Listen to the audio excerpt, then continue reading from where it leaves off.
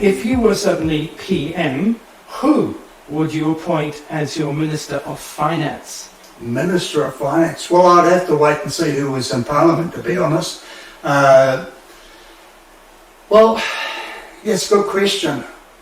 Out of the umbrella movement at the moment, it would have to probably be the likes of Michael Jacob.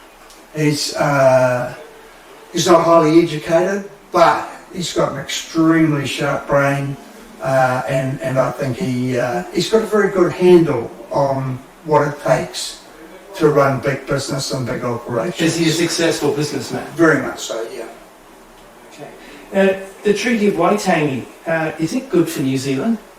Treaty of Waitangi is. Treaty of Waitangi Act is not, because they are totally different beasts. The original treaty was a fine document, great ideals, and if it was implemented in its purest form, we would be a different country altogether.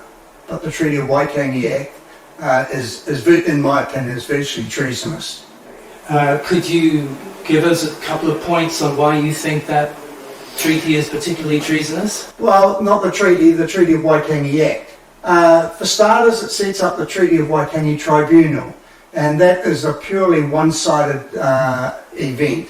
There is no representation within that tribunal for anybody other than Maori claimants. The whole thing is run in te reo, so even if you are there with a contrary view, you don't know what's going on within those proceedings.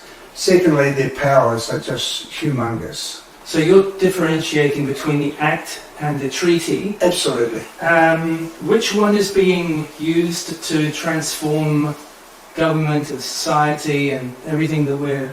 Yeah, what is the Act? The Act. The treaty in itself has basically been sidelined to the museum.